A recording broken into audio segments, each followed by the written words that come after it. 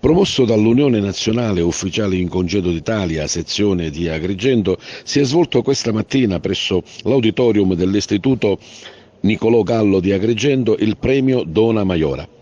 Premio consistente in una medaglia d'argento appositamente incisa per premiare il personale di varie istituzioni e enti nazionali che nel corso dell'anno si è distinto per professionalità, attaccamento al corpo di appartenenza, encomiabile impegno, sprezzo del pericolo e spiccata iniziativa nel servizio di tutela della collettività.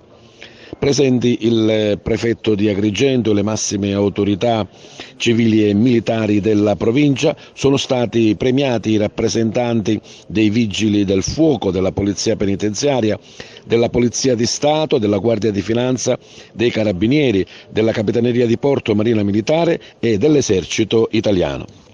Sì, oggi come Istituto Gallo siamo particolarmente onorati di accogliere le personalità più alte per quanto riguarda sia la società civile che religiosa che militare, ma soprattutto per ospitare un premio che ha un significato particolare anche dal punto di vista educativo e formativo per i nostri ragazzi oggi presenti in auditorium, in quanto si premieranno delle persone che si sono distinte nel loro ambito lavorativo per dedizione nei confronti del proprio lavoro, nei confronti della collettività, per spirito di servizio e per coraggio. Quindi tutti ideali diciamo virtù che oggi purtroppo spesso scarseggiano, ma che sono sempre un altissimo esempio e modello per i nostri ragazzi. I nostri ragazzi fra l'altro sono ragazzi prossimi al diploma, dovranno fare delle scelte lavorative in tempi abbastanza brevi ed è giusto che lo facciano tenendo conto di quello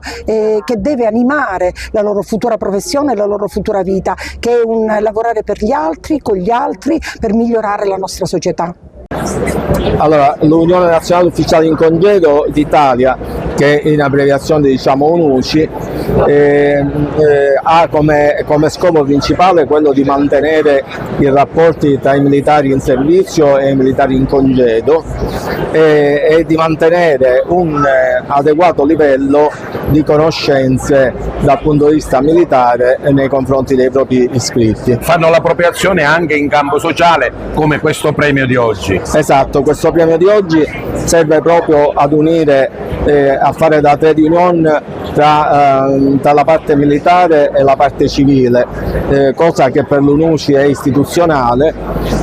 Dobbiamo dire che questo premio è giunto alla seconda edizione dopo il successo della prima edizione ed è sicuramente un'iniziativa di una portata non indifferente per far conoscere anche l'UNUCI ai non addetti ai lavori. Un premio importante per le forze dell'ordine, per le forze di polizia che avvicinano anche al territorio. Sì, il premio avvicina al territorio soprattutto per un motivo. Tutti i premi, da quello letterario a quello artistico a quello alle attività lavorative come questo, sono alla fine premi per chi fa qualcosa in favore degli altri. Quindi sono premi che riguardano alla fine la sfera del darsi al prossimo. Ecco, direi che questo si connota soprattutto per questo aspetto. Essere premiati è un motivo di soddisfazione, soprattutto nell'ambito di un evento che ha come titolo Dona Maiora, che come sappiamo erano le ricompense conferite ai soldati durante l'impero romano, le maggiori ricompense.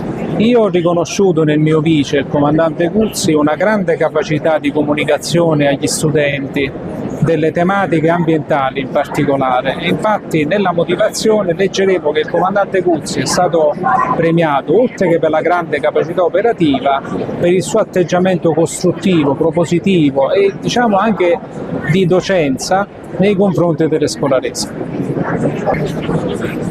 Ricevere il premio è sempre una bella soddisfazione, vuol dire che si è operati bene.